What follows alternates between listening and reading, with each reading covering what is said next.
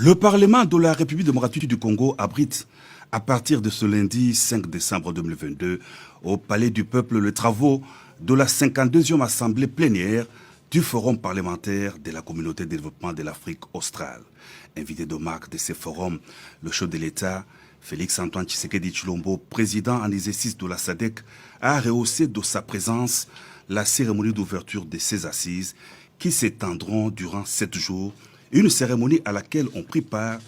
les présidents de 2 chambres du Parlement, Christophe Mbosso Kodia, président en exercice du Forum parlementaire, et Modeste Bahati Lukwebo, président du Sénat, ainsi que plusieurs délégués des pays africains membres de la communauté.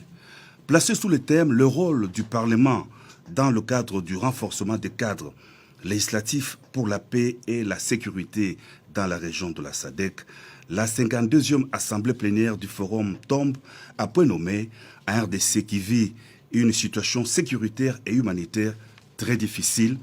causée par l'agression du Rwanda dans l'est du pays, sous couvert du groupe terroriste M23. Les forums parlementaires de la SADC, qui se veut une émanation des populations, devraient concourir et renforcer l'intégration et la coopération régionale, a indiqué le président de la République dans son discours d'ouverture des travaux. Pour le cas de la RDC, le chef de l'État a stigmatisé l'insécurité persistante dans la partie est du territoire national. Il est de notoriété publique que ces assises s'ouvrent, comme l'a indiqué l'honorable président de l'Assemblée nationale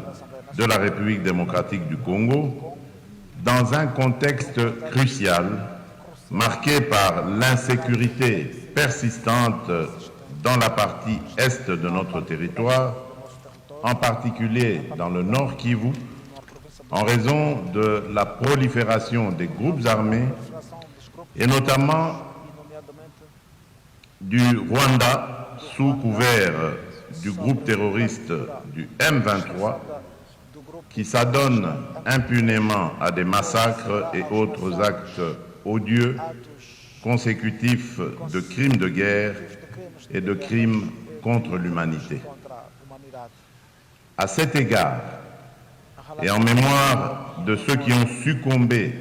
à la barbarie de ces hommes, je nous invite à observer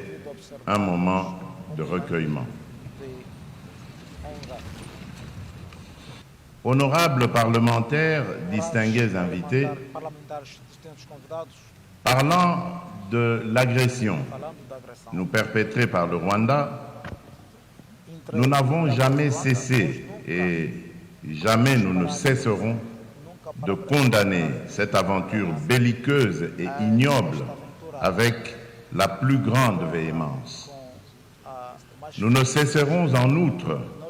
d'exiger le retrait immédiat et sans condition des troupes rwandaises et du M23 des territoires congolais. Cette position est éminemment juste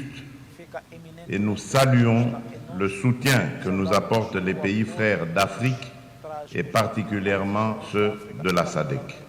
Hélas, l'agression de la RDC dans l'est du pays s'opère sous le regard complaisant de la communauté internationale, a déploré le président de l'Assemblée nationale, Christophe Mbosso, qui en a appelé au soutien des États membres de la SADC pour défendre le pays dans les concerts des nations. Que ces États viennent à la rescousse de leurs frères meurtris par une agression barbare du Rwanda, a renchéri le président en exercice du Forum parlementaire de la SADC dans son mot de circonstance.